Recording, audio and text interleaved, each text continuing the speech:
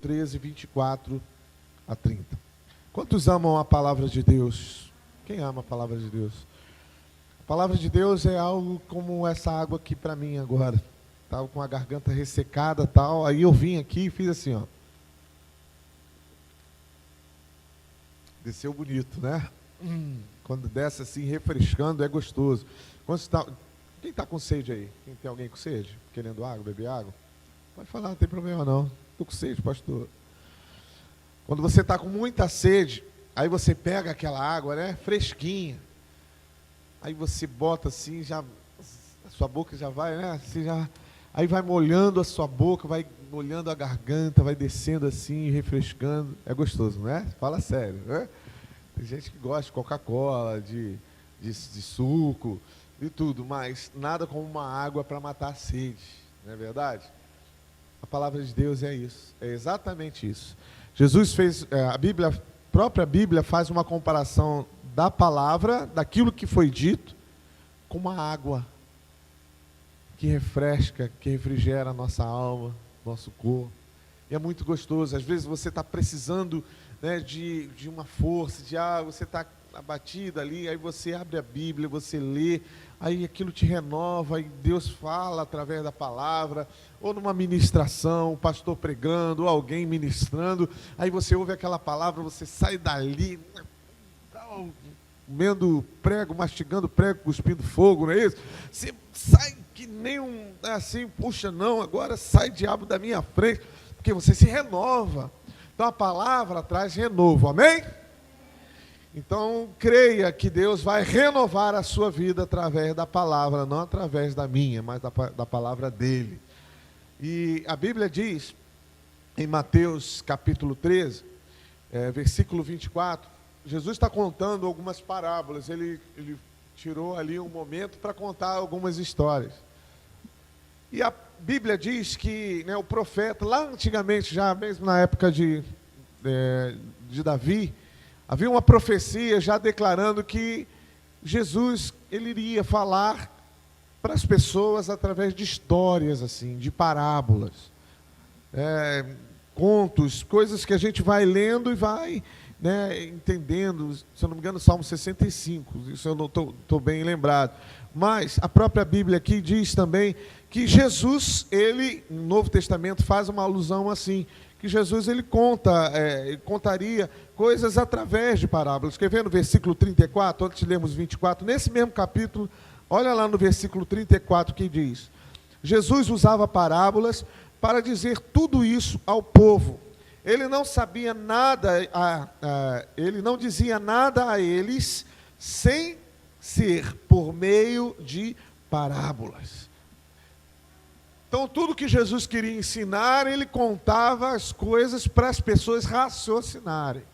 Não adianta eu chegar aqui e dizer, olha, né, Viviane já sabe contar, isso é fácil para ela, mas tempo atrás, quando ela não sabia, eu falava, ó, Vivi, 2 mais 2 são 4, tá bom? Caso encerrado. Ela aprendeu alguma coisa? Ela aprendeu a somar? Aprendeu? Sim ou não? Não, ela aprendeu o resultado, aprendeu a ouvir e decorou aquilo. Jesus ensinava as pessoas a pensarem, a chegarem às conclusões. E isso é muito interessante. Muitas vezes ele fazia pergunta. Tem, né, as pessoas mais sábias, né, os intelectuais, dizem que perguntando, quando se faz pergunta, se lança uma pergunta para quem quer aprender, a própria pessoa adquire a resposta, né, com tudo aquilo que ela quer saber.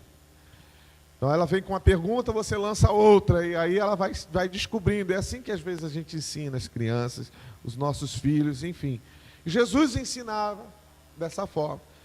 E há uma história aqui em Mateus capítulo 13, do versículo 24 até o 30, uma história que ele faz com uma figura de linguagem. Ele pega 2 plantas, 2 vegetais, trigo e joio. Trigo e joio. Pena que eu não tenho aqui um trigo nem um joio. Mas o trigo e o joio, nós vamos ler aqui, mas antes só fazer essa introdução. O trigo e o joio são plantas que em determinado tempo muito parecidas. e geralmente crescem juntas. Geralmente, né? Crescem. Mas elas são muito parecidas. Em determinada época, na fase de crescimento, elas se parecem muito, muito mesmo. Mas na hora da ceifa, quando estão maduros, há uma diferença. Mas nós vamos ler. Leia aí comigo aí, acompanhe, versículo 24.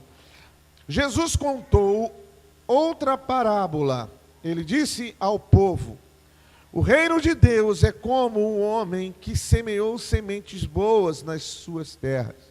Certa noite, quando todos estavam dormindo, veio o inimigo, semeou no meio do trigo uma erva ruim, chamada joio, e depois foi embora. Quando as plantas cresceram e se formaram as espigas, o joio apareceu. Aí, os empregados do dono das terras chegaram e disseram: patrão, o senhor semeou sementes boas nas suas terras. De onde será que veio este joio? Foi algum inimigo que fez isso, respondeu ele.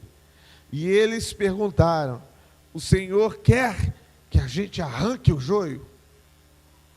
Não, respondeu ele, porque quando vocês forem tirar o joio, poderão arrancar também o trigo.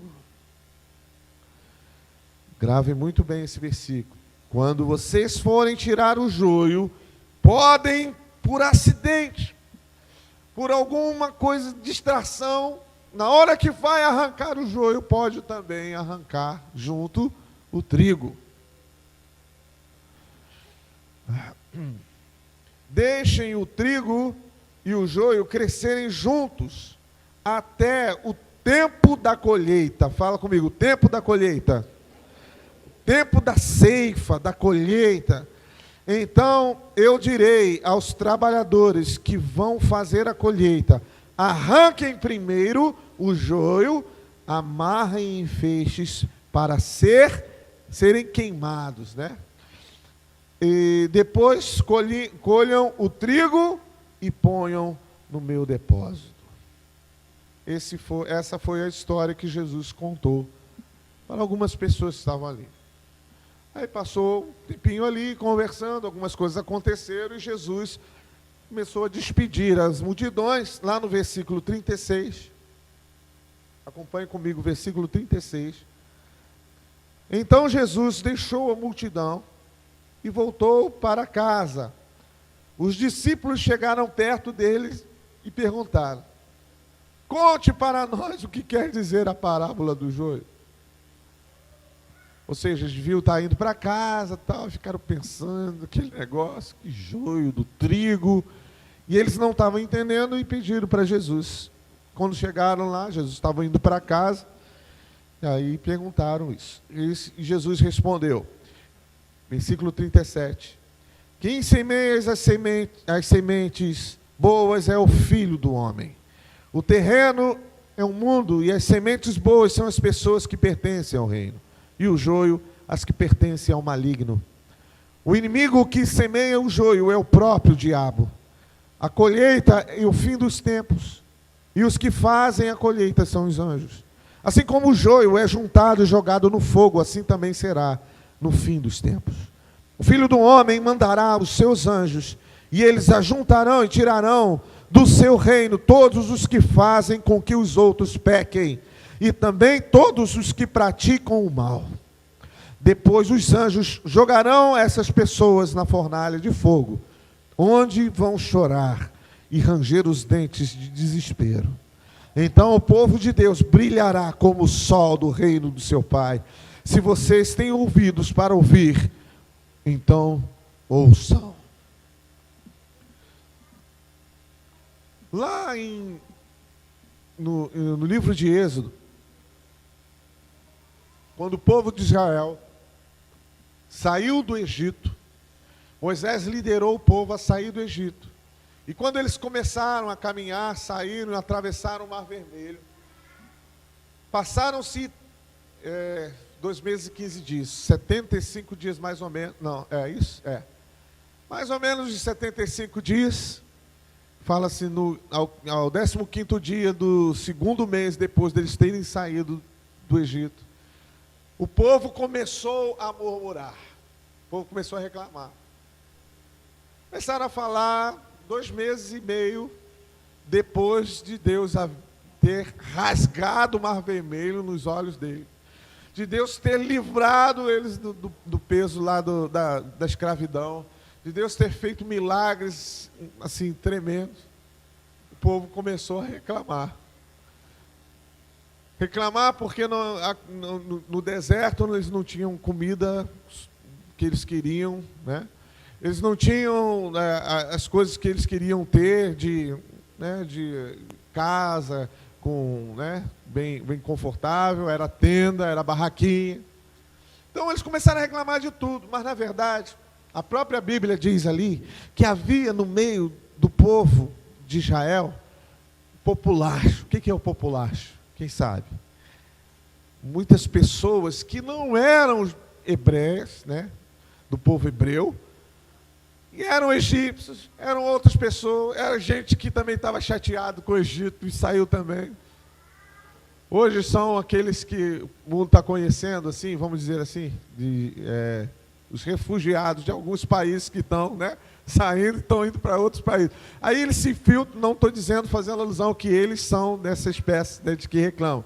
Só estou dizendo que estavam insatisfeitos também e se infiltraram ali junto com o povo de Israel e começou a reclamar, começou a falar isso, aquilo, outro, e começou a fermentar o coração das pessoas que estavam focadas em Deus.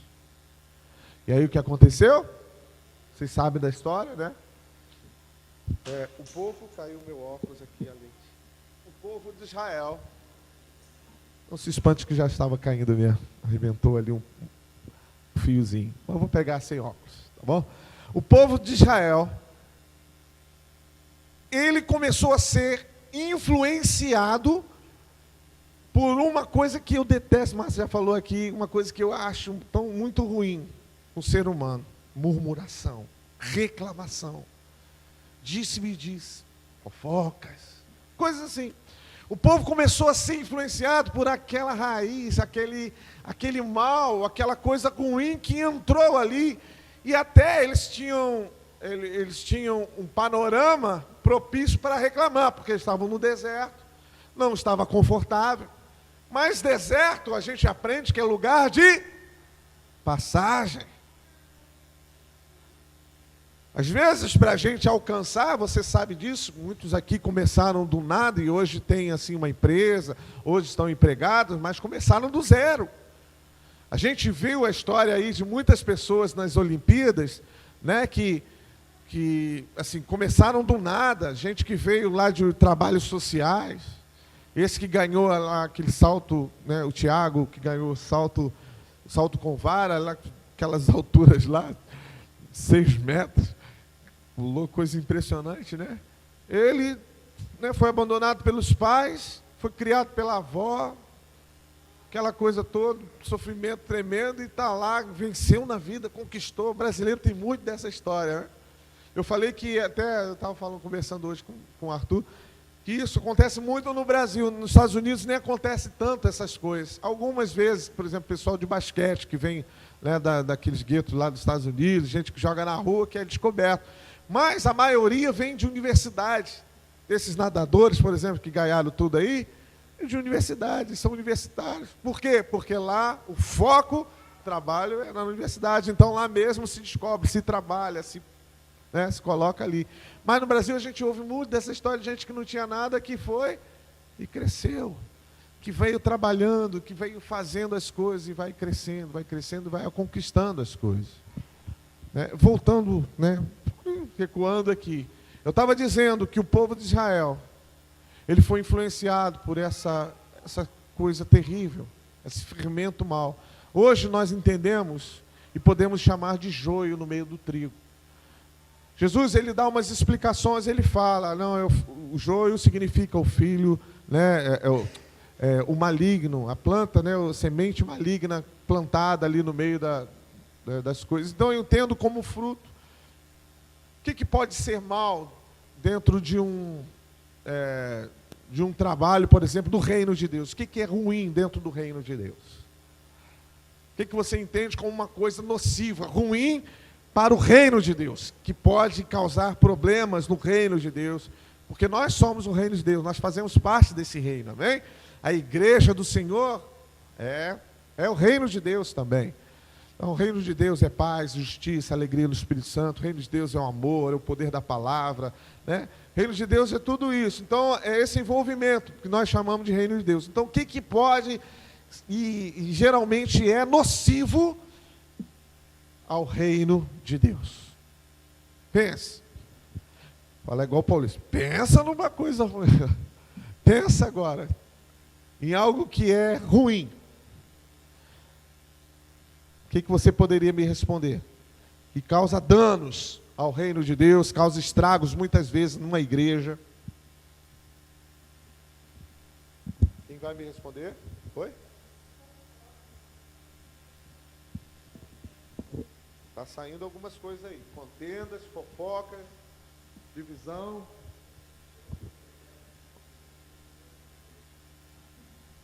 Como que?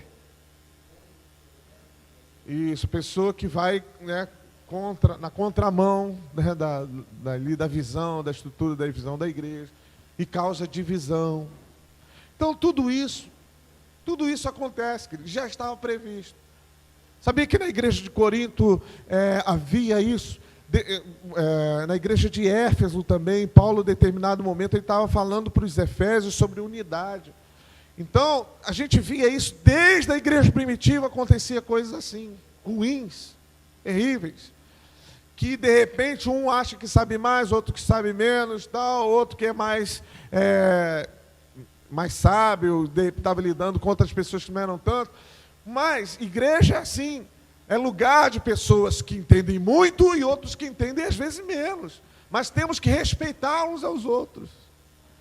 Nós precisamos respeitar, querido, com o respeito que Deus nos trata. O amor que Deus tem para comigo, eu preciso espelhar isso, refletir, colocar, né, refletir e fazer exatamente a mesma coisa que Ele fez comigo.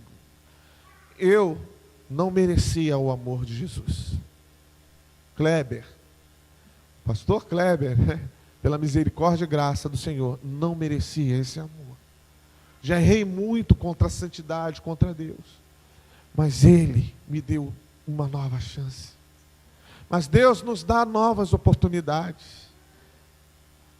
A Bíblia é recheada de histórias, de acontecimentos em que as pessoas tiveram oportunidades. Graças à misericórdia do Senhor. Mas eu preciso entender que aquilo que estava errado precisou ser arrancado da minha vida. Trigo. Por que trigo? A gente está falando, fazendo uma alusão de trigo e de joio. Porque o joio, queridos, joio é uma gramínea, é uma da família de mato, desses matinhos que cresce, assim, na beira do caminho. Você vai ver, sair daqui até atravessar a rua, você vai ver os matinhos na rua. É da mesma família. Só que ele tem uma característica de ser parecido com o trigo. E quando cresce junto com o trigo, só dá para saber de verdade, né? Chegar muito pertinho e ver. Ou então não tem como. Se você olhar uma plantação de trigo, aquela coisa assim, né? Você não sabe distinguir quando estão verdes o que é joio e o que é trigo. O joio é muito parecido. O joio é aquilo que parece, mas não é. O joio é aquela característica daquela figura que tem toda a capa de ser, mas quando vai verificar na essência, não é. O joio é aquilo que nós chamamos de ovelha, de lobo vestido de ovelha. O joio é tudo que é ruim, que causa males, divisões, contendas dentro de um ambiente saudável, né, feliz, numa igreja. Quando eu falo igreja, não estou falando da comunidade só de São Pedro, eu estou falando de igreja do Senhor, tá bom? Igreja de Deus, a igreja do Senhor, aqueles que são escolhidos por Deus. E muitas vezes você está em casa, Às vezes você está passando por uma situação difícil, né? Tem sempre agora mesmo eu estava agora não, foi ontem, eu estava no WhatsApp, tem um grupo da faculdade, amigos, colegas da minha época de faculdade montaram um grupo, e às vezes a gente fala alguma coisa, aí descobriram, né, que eu sou pastor ontem. Eu nunca falei nada, sempre disse, dá uma palavra assim, aí ontem descobriram que eu sou pastor. A maioria ali, alguns já sabiam, mas a maioria não. Aí falou, mas você é pastor, tal, que legal, por isso que você é assim, sempre está na sua, você sempre dá essa palavra. Eu falei, é isso mesmo, eu prefiro que vocês descubram assim, né, do que me descobrir, eu precisando dando carteirada dizendo que eu sou pastor, e depois vocês falarem que, poxa, você é pastor, nem parece, né? É ruim. Mas aí eles descobriram lá. Aí eu falei algumas coisas assim, aí teve uma que falou assim, ainda bem, né, que você dá umas palavras, você é bem centrado, você tem, não sei, esqueci a palavra que ela falou, você dá testemunho, outras palavras, né? Você dá um bom testemunho. Eu falei, é verdade, tem muitos aí que estão nos envergonhando, pessoas que dizem cristãs, né, mas que não são nada. Ela falou, é mesmo, aqui mesmo no meu trabalho, no posto, tem um que é pastor e que já canta todo mundo aqui no posto. Aí eu falei, fala sério. Aí escrevi, fala sério. Aí ela falou, quer ver? Aí ela mandou uma mensagem de áudio da figura falando, hoje eu te vi na praia, que legal, falando algumas coisas mais bobagens. O cara que é pastor, que diz que é pastor, falando assim para ela, tá vendo? Eu falei, olha, você me perdoa, mas eu me envergonho desse tipo de coisa. Assim como tem pastor, eu sei que também tem padres, eu sei que tem pai de santo, não é religião. Tem vários, tem gente trambiqueiro, tem gente aproveitador, tem em tudo quanto é lugar. Mas eu me envergonho disso. Aí eu falei, tem certeza que ele é pastor mesmo? Ele pode ser crente, de repente está indo na igreja e tal. Não, ele é pastor, ele diz para todo mundo que é pastor, as pessoas dizem que ele é pastor, inclusive ele ora em toda coisa que tem aniversário aqui, ele vai orar. Ele é que faz as orações. Bota a mão na cabeça. Aí eu fiquei assim. O que é isso, querido? Isso é joio no meio do trigo. Quando uma pessoa dessa vai se converter, vai querer ir para uma igreja evangélica? Quando? Jamais. Jamais a menina ia querer. Por quê? Porque o referencial é o joio, não é o trigo. Sabe qual é a base do trigo? A base do pão? É trigo, não é verdade? A base das massas, daquilo que se fazia, do principal alimento daquela época, era o trigo. Quem é o nosso pão da vida? O que João diz? Que é o pão vivo que desceu do céu. Jesus Cristo, o corpo da igreja. Então, querido, a essência tem que ser trigo. Nós precisamos ser trigo. E sabe o que diferencia o trigo do joio? Enfim, né? O que vai fazer a diferença? Porque muitas vezes a capa, tal, aquela coisa, é a essência. E aí o patrão falou assim, na época da colheita, vocês tiram o joio e depois colhem os trigos. Por quê? Quem sabe? Por que ele falou isso na época da colheita? Quem sabe de plantação sabe. Ou quem já ouviu uma ministração se sabe. Pode falar, Rose. Por quê? Quando está maduro, o trigo faz o quê? Ele se curva. Porque ele dobra o joelho assim? Ele faz assim, ó, não é isso? Aquele trigo, né? Está em pé. Quando amadurece, os dois ficam amarelinhos, não é? Fica amarelinho o trigo. Aquela plantação aí começa a ficar amarelinha e tal. Até aí tudo bem, estão em pé. Só que o joio fica de pé. E o trigo se curva. O joio fica de pé. E o trigo se curva. Isso fala alguma coisa para você, querido? A Bíblia diz que aqueles que se humilham serão exaltados. E aqueles que se exaltam serão humilhados. Eu tenho combatido, eu e a pastora Marta, temos combatido assim firmemente, tentando trazer para a história de São Pedro da Aldeia, muita responsabilidade, mas é o nosso desejo. Um novo paradigma de vida cristã. Um novo paradigma de vida com Deus. Sabe o que nós queremos, que nós desejamos? Pessoas que se curvam diante do Senhor, que se humilham, pessoas que entendem os princípios, pessoas que fazem, que erram também, mas que se arrependem.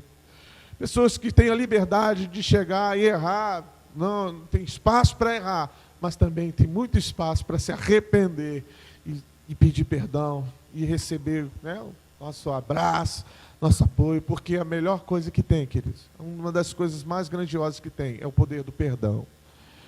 É o poder do perdão, é a capacidade da pessoa se arrepender e renovar as suas forças, pedir, confessar: eu errei contra você, eu fiz isso, me perdoa. Ninguém é melhor do que ninguém.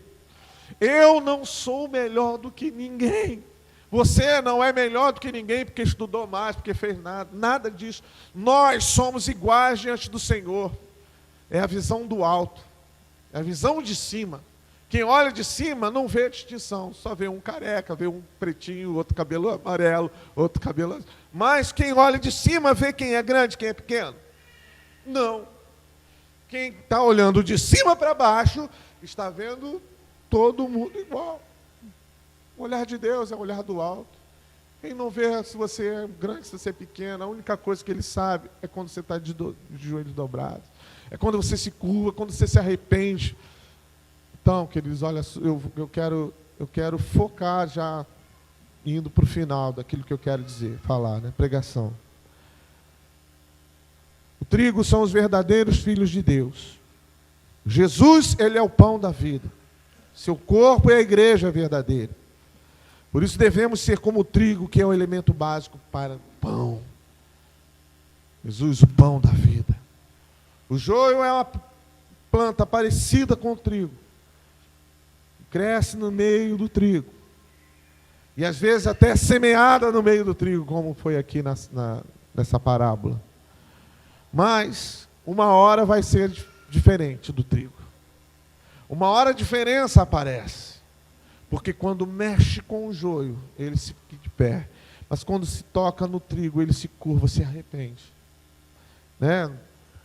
Trigo entre parênteses. Pessoas que são como o trigo e pessoas que são como o joio. O joio são os filhos do maligno, como Jesus colocou. Palavras malignas. Você já ouviu, de repente, uma palavra ferina contra você, alguma coisa que te machucou? Alguém falou algo que te machucou, mesmo aqui no meio, mesmo na igreja. Eu não gostei daquela palavra que a pessoa se dirigiu a mim. Não gostei disso, daquilo outro. Às vezes a pessoa, né, carnalmente foi usada, né, pela carne, sabe, para falar, para pronunciar algo que não deveria ter falado. Errou sim. Se deixou levar, deixou sim. Se deixou contaminar por algo que é muito ruim, que é ferir o seu irmão, que é lançar uma palavra pesada contra ele e às vezes até abater a vida da pessoa. Isso acontece, sim ou não? Outra coisa que também é joio, acusação. Acusação na mente. Não estou falando de você acusar alguém. Estou falando da acusação que vem no seu coração, que vem lá dentro. Porque às vezes você erra. Como eu falei aqui, nós somos passíveis a errar. Só que errar, já diz o mundo, é humano, é da consistência do ser humano, é coisas que a gente faz. O único que não errou foi Jesus. Mas nós erramos constantemente, às vezes, né, 2 vezes na mesma coisa, 3. E aí, é o outro lado, você errou, mas você sabe que errou, fez algo errado, mas você não se sente capaz de ser perdoado, de se sentir perdoado. Aquilo vem assim, ó, na sua cabeça, fiz algo errado que não tem jeito. Não tem jeito. Falei algo que não tem jeito mais, agora não tem jeito, eu fiz, já era, acabou tudo. Aí chuta o balde, sobra para o pastor, sobra para a igreja, sobra para o reino de Deus, sobra para Deus, sobra para todo mundo. E o diabo está batendo palma, né? Doido para que você largue tudo, abandone tudo e saia fora. Só que tem uma coisa. Essa acusação, esse sentimento ruim, é mãozinha, é semente do capeta. É semente do diabo. Porque ele, a Bíblia diz que é o acusador. É o único que acusa as pessoas e que faz isso com muita maestria. E faz com os crentes, com os cristãos também, para tentar empurrar para baixo. Porque nós, a Bíblia diz que somos mais do que vencedores em Cristo Jesus. Porque Jesus pagou o preço na cruz, morreu por nós. Se nós entendermos isso e aceitarmos, somos salvos. Isso tudo ele tenta apagar com acusação, dizendo: você fez coisas que jamais Jesus vai te perdoar, jamais Deus vai te perdoar isso, jamais vai acontecer isso. É acusação. Joio. Penúltima coisinha aqui que eu coloquei como joio. Desânimo. Desânimo é um joio, um joião, irmão. Vou te dizer uma coisa. É um senhor joio. Desânimo. Tá ventando muito, tal, não sei o quê, não sei se eu vou para a igreja e tal. Aí já vem as irmãs já para cercar, né? Tá ventando muito, eu dou carona, eu gosto disso, né? Eu não vou dar carona tal, porque aí não tem, né? O encerramento da festa, não sei das contas lá, da Olimpíada, não sei o quê. O tempo está muito parado, está sem vento, um ventinho, está calor. Não dá, não sei o quê, sempre arruma uma desculpa para colocar o desânimo em prática, para colocar, sabe, aquela preguiça em dia. E se estica todo, olha para a cama olha para ela, aí fica os dois ali namorando, tal, aí acaba não fazendo nada que tem que fazer. Resumo da ópera: não vai para a igreja, não ora, não lê a Bíblia, não faz nada. E aí o desânimo começa a realmente se tornar um desânimo. Porque a falta dessas coisas, da comunhão, né, de estar fazendo algo, de estar lendo a Bíblia, de estar orando, de estar fazendo as coisas do reino de Deus que temos que fazer, isso realmente vai travar a vida da pessoa. E aí o desânimo vai tomar uma amplitude, vai potencializar, e a pessoa não vai ter força, porque a palavra é alimento. Ela não vai ter força para superar isso. E o diabo é mestre para lançar essas sementes do desânimo no meio do trigo, no meio do joio. Pessoas que, sabe, você encosta numa pessoa desanimada, você daqui a pouco, 5 minutos depois, se você for influenciável, você também está desanimado. Rapaz, você pega uma pessoa que é animada, você anda perto dela 5 minutos, você já está querendo dar um chute no capeta, você está querendo fazer um monte de coisa, porque o cara é animado, o cara sabe, pega ali, faz, acontece, aquela coisa toda, e agora você está andando, aí vem um desanimado ali, senta ali, aí você senta para conversar. Daqui a pouco você está chorando também. Você começa a chorar. Essa vida realmente é verdade, essa vida é uma porcaria. Nada presta, nada. Na minha época tinha um desenho, né? Lip. Vida, céu, isso não vai dar certo. É legal. Tem um negócio. Era o desenho que tinha, o cara fazia isso. Uma hiena que ficava falando, só que não vai dar certo. Não adianta, pastor, não adianta fazer isso, não vai dar certo. Pastor, eu já fiz isso. Aí você vai com os conceitos, você vai falando, cara, a palavra, rapaz, dá uma olhada aqui, olha o que a palavra diz. Pastor, já fiz isso. Então tá, então faz o seguinte, jejua. Não, pastor, eu já sei, eu já jejuei. Eu já fez tudo, plano, tal, já fiz tudo que tinha que fazer. Fez mesmo? Fiz, pastor, não deu nada certo, não sei o quê. Mas tem que perseverar, querido. Tem que perseverar. Tem que lutar contra. Tem que ir contra a preguiça, o desânimo. Quem diz que é bom, puxa, muito gostoso acordar de madrugada para orar. Olha, acordo com uma felicidade, com uma coisa. Não é não, querido. Às vezes a gente acorda animado, às vezes desanimado, mas vai desanimado mesmo. Desanimado mesmo. Eu tenho uma dificuldade. Quando chega depois das 5, 6 horas, parece que o sono está, né, te lacerando para acordar essa hora para quem dorme mais tarde. Quem dorme mais cedo já é mais fácil. Mas acordar essa hora, assim, que dorme lá para meia-noite, uma hora como... É difícil, queridos, é difícil. Mas tem que acordar, tem que levantar, tem que fazer alguma coisa. O que a gente vai fazer? É isso, a proposta é essa. Temos que nos voltar contra, temos que, assim, nós temos que nos levantar contra a situação que se apresenta. Os vencedores são assim. Os vencedores são assim. Estava ouvindo ontem, falei das Olimpíadas, alguém estava falando, deixa eu lembrar onde que foi. Qual é a palavra mais forte, mais para se vencer? Não foi nas Olimpíadas, não. Foi numa entrevista com Roberto Justo. Já ouviu o Roberto Justo? Fazia o Aprendiz. Ele estava entrevistando os aprendizes que venceram. Um que venceu o 3º ou 4º, hoje ele é milionário. Se tornou sócio lá do Roberto Justo numa das empresas. A outra que venceu a primeira, que eu vi esse programa, a gente até gostava.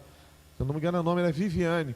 Ela venceu o primeiro aprendiz, está muito bem, prosperou, cresceu, tem muito dinheiro, tem bastante, né?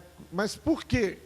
E ele perguntou a todos ali, entrevistou uma mulher também, essa é uma entrevista até antiga, já tem uns 2 anos, mas eu vi na internet ontem. Entrevistou uma mulher que ela é empresária, dona de negócio de sapato. Ela veio do Nordeste, veio ser babá da irmã que morava em São Paulo. Aí procurou um emprego numa loja de sapataria, de móveis de casa, isso mesmo. Aí procurou um emprego, depois do emprego ela cresceu, ela falou, patrão, você é a melhor vendedora, eu vou te fazer enriquecer muito. Ela falou isso. Ela falou, então vamos ver, né? O patrão falou, de fato, ela mais vendia. Ela disse que tinha dinheiro quando vinha na conta, porque ela tinha um salário e tinha produção. Ela falou, isso aí é meu, como é que é esse dinheiro é de quem entrou na minha conta? Porque ela vendia muito. Era determinada, ela ia atrás, fazia algo diferente, ela, sabe, cresceu e depois foi ter a loja. Hoje ela é uma das que vendem mais lá em São Paulo. É uma coisa assim, é impressionante. Todas elas falaram a mesma coisa. Ele perguntou qual é a palavra, qual é a atitude mais fundamental para a pessoa sair do nada para ter assim o que vocês têm. Todos eles falaram a mesma coisa. Determinação. Todos eles, de pronto, eles falaram. Determinação. E eu vou dizer nessa noite, o cristão tem que ser determinado. Você tem que ser determinado para receber a vitória, para receber a bênção, para receber o milagre, para receber aquilo que você almeja receber. Porque se não houver determinação no teu coração, você está arriscado a parar no meio do caminho e não receber aquilo que tem para você. E aí, não adianta culpar Deus, não adianta culpar ninguém, porque você parou no meio do caminho. Então eu deixo de dizer algo para você, seja determinado contra a preguiça, contra o desânimo, contra a vontade de parar, contra tudo isso que está acontecendo, querido. Por último, fechando, falei do joio, né? Algumas características que são coisas que parecem, mas não é, mas que são infiltrações, coisas que tem dentro do coração das pessoas, e às vezes é escondido lá dentro e aparece em determinada hora. E aí a gente vê, poxa, fulano fez isso, você fica decepcionado com as pessoas, mas não é porque foi lançada uma semente, precisa ser tirada, precisa ser arrancada do coração. E não tem problema, se às vezes você, se você serviu para ser como um joio, às vezes, para tomar uma atitude dessa, se você se arrependeu, o poder da transformação de Deus virá na sua vida. O mesmo Deus que é capaz de pegar e arrancar fora, é o mesmo Deus que é capaz de transformar a sua vida. E você de um joio vai se tornar um trigo. Você de um nada vai se tornar alguém. Por último, característica do joio que eu falei aqui. Divisões e contendas, eu contei, falei alguma coisa sobre isso aqui. O que causa divisões, contendas. Lá em Provérbios, a Bíblia diz que 7 coisas Deus detesta, Deus não gosta, né? Mas a 7ª a sua alma abomina. E qual é a 7ª? Aí a gente vai lendo lá, tal, e vai vendo. A 7ª é o que semeia contenda entre os irmãos. Se tem algo, pensa em algo que Deus não gosta. Se tem algo que Deus não gosta, são várias coisas. Não, tem várias coisas. Tem 7 ali, Provérbios falam, relaciona 7. Deus não gosta. E você quer fazer algo que Deus não gosta? Quem é maluco de querer fazer algo que Deus não gosta? Ninguém quer fazer. Ninguém quer desagradar o coração de Deus. Agora você imagina fazer algo que Deus abomina. Sabe o que é abominar? O que é abominar? Me dá um sinônimo aí. Vocês quer? Detestar. O que mais? Você sabe a pessoa que tem ânsia de vômito quando vê um negócio assim que... Se olhar tem uns bichos assim, como é que aqueles... aquele que é africano, como é? Um caramujo africano. Aquilo me dá um nojo, aquele negócio. Olha, nojo de barata, essas coisas assim. Pego a barata na mão, se você precisar. Não tem nojo nenhum. Pois eu lavo a mão. Mas não tenho nojo. Assim, tem e tal, mas se olhar um caramujo daquele, ali, começa até a ficar arrepiado. E se ainda mais tivesse pisado, pá, alguém fez assim, ó, me dá vontade de vomitar. Eu saio dali, querido. Descargou, né? Se me servir esse negócio, querido, olha, não sei se dá tempo de eu correr para o banheiro. Por quê? Porque eu não gosto daquilo. Tem alguma coisa que você não gosta? Tem. Você detesta. Se você vê, você fica o quê? Cebola, querido. Tão gostoso. Não faça isso comigo. Caramba. Olha lá, o Sidney também detesta cebola. Mas cebola te faz ânsia de vômito, assim? Não é aquela cebolinha quando morde, assim, faz... Assim, você não gosta? Já estou falando, já está enojado. O que mais? O que você não gosta, assim? Danilo, tem alguma coisa que você não gosta? Daniel, tem alguma coisa que você não gosta? Não, pastor, eu gosto de tudo. O que você não gosta? Fala aí uma coisa aí, mais alguém. Não, mas tem que ser um negócio muito chouriço. Giló, mas Giló é gostoso. Flamengo. Olha que isso dá ânsia de vômito, negócio de Flamengo. Querido, sério, não tem coisa assim. Deus abomina contenda, ou melhor, aquele que semeia contenda entre os irmãos. Pastor, aí é o diabo que semeia contenda, que seja, para não ser qualquer um de nós. Porque aquele que se propõe a fazer aquilo que o diabo quer que faça, como essa coisa que eu acabei de falar, está fazendo algo que o coração de Deus abomina. E como corrigir isso? Como separar o trigo do joio? Como que se separa o trigo do joio, queridos? Estou encerrando. O trigo se prostra.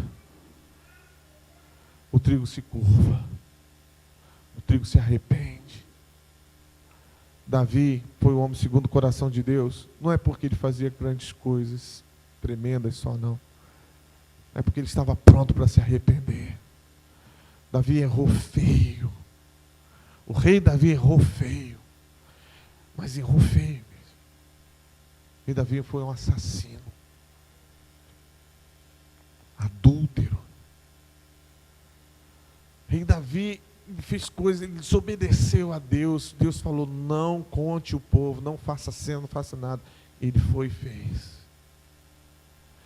desobedeceu claramente uma ordem do Senhor. Mas quando vinha o profeta conversar com ele, vinha um servo do Senhor, ele ouvia, analisava, engolia aquilo seco. Mas em todas as vezes em que Davi foi corrigido, a Bíblia mostra, ele foi para o chão e chorou, e se arrependeu daquilo que tinha feito, e mudou a atitude. Não adianta se arrepender e continuar fazendo a mesma coisa. Isso não é arrependimento, isso é remorso, isso é qualquer coisa assim. Arrependimento é mudança de atitude. Quantos estão dispostos a se curvar diante do Senhor? Quantos estão dispostos a ser trigo nessa noite aqui? Ou não ser trigo nessa noite, mas nessa noite, quantos estão dispostos a ser sempre trigo no Senhor, na presença do Senhor? Aquele que se curva, na época de dar fruto, né? Em outras palavras, na época que está maduro, na época que está para servir, é a época que ele se curva, é a época que ele está, né, prostrado. Se você quer isso, querido, nessa noite, eu peço, por favor, fique de pé.